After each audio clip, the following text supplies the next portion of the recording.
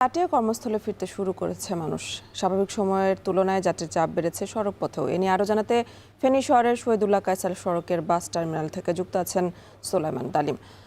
ডালিম, বাস টার্মিনালে এখন কর্মস্থলে ফেরা মানুষের চাপ কেমন দেখছেন জানাবেন। এনি আজকে ঈদের চতুর্থ দিন। রাজধানী ঢাকা, চট্টগ্রাম, রাজশাহী সহ বিভিন্ন অঞ্চল থেকে যারা ঈদ করতে ফেনীতে এসেছেন, তারা কিন্তু ইতিমধ্যেই তাদের যে কর্মস্থল সেখানে ফিরতে শুরু করেছেন। আমরা ফেনী শহরের এখন একটি বাস টার্মিনালে রয়েছি। এখানে এসে আমরা যেটি দেখছি যে একদম সকাল থেকেই মানুষ কিন্তু বাস টার্মিনালটিতে আসছেন এবং দীর্ঘ লাইন ধরে কিন্তু তাদের টিকিট সংগ্রহ করছেন, অগ্রিম টিকিট সংগ্রহ করছেন। আগে যারা টিকিট সংগ্রহ করছিলেন তারাই মূলত আজকে যাচ্ছেন এবং কাল অথবা পরশু যারা যাবেন তারা আজকের টিকিট সংগ্রহ করছেন। এছাড়াও আমরা ফেনী শহরের যে মহিপাল বাস টার্মিনাল রয়েছে সেখানেও গেছি। সেখানেও আমরা দেখেছি যে ঢাকা, চট্টগ্রাম, রাজশাহী, খুলনা, বরিশাল সহ দেশের বিভিন্ন প্রান্ত থেকে যারা ফেনীতে ঈদ করতে আসছেন তারা কিন্তু ফিরছেন। টানা কয়েকদিনের যে ঈদের ছুটি সেটি কাটিয়ে এখন তাদের যে ফেরার পালা সেটি তারা ফিরছেন। আমরা কথা বলেছি ফেনীর যে মহাসড়কের পুলিশ কর্মকর্তা রয়েছেন তাদের সাথে। তারা বলছেন যে ঈদকে কেন্দ্র করে ফেনীর ঢাকা চট্টগ্রাম মহাসড়কের ফেনীর যে 27 কিলোমিটার সড়ক রয়েছে এখানে খুব বেশি দুর্ঘটনা এবং অন্য ধরনের অপ্রীতিকর ঘটনা কিন্তু ঘটেনি। ঈদের দিন রাতে ঢাকা চট্টগ্রাম মহাসড়কের রামপুর একটি সড়ক দুর্ঘটনা হয়েছে। সেখানে বাস, মাইক্রো এবং মোটরসাইকেল সংঘর্ষে 3 জন প্রাণ হারিয়েছে।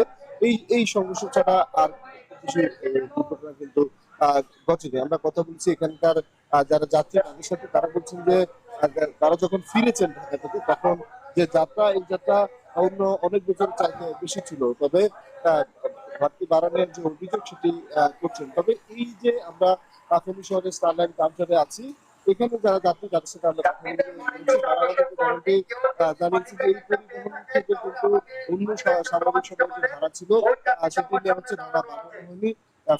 ফেরার যে যাত্রা, এই যাত্রায় তারা টিকিটের জন্য দীর্ঘ লাইন ধরছেন। তবে টিকিট পেতে তারা ভোগান্তি পোহাতে হচ্ছে কিছুটা। তবে আমরা কথা বলছি মালিক পক্ষের সাথে। তারা যেমনটি বলছেন যে এখানে তারা প্রতি 5 মিনিট পর পরই কিন্তু বাস একটি করে একটি দিচ্ছেন এবং সাধারণ যারা যাত্রী তাদের জন্য ফেরার জন্য পর্যাপ্ত সুযোগ করে দিচ্ছেন। সেক্ষেত্রে কিছুটা ধৈর্য ধরে টিকিট পাবেন বলে তারা আমাদেরকে জানিয়েছেন। অপরদিকে আমরা যেদিকে যে ফেনীর যে রেলওয়ে স্টেশন রয়েছে সেখানেও কিন্তু যারা ঢাকা এবং চট্টগ্রাম সহ বিভিন্ন প্রান্তে ফিরবেন তাদের উপচে পড়া ভিড় আমরা লক্ষ্য করছি। সব মিলিয়ে যে ঈদ যাত্রা এবং ফেরার যে পালা, এই পালায় আমরা দেখেছি যে অনেকটাই নির্বিঘ্ন রয়েছে। এবার ঈদ যাত্রা মানুষ ফিরছেন। দু একটি অপ্রীতিকর ঘটনা ছাড়া খুব বেশি অপ্রীতিকর ঘটনা কিন্তু আমরা ফেনীতে লক্ষ্য করিনি। এ ছিল ফেনী থেকে আমাদের কাছে ঈদে ফেরার খবরের সর্বশেষ। ফেনী থেকে যুক্ত ছিলেন সহকর্মী সোলাইমান ডালিম।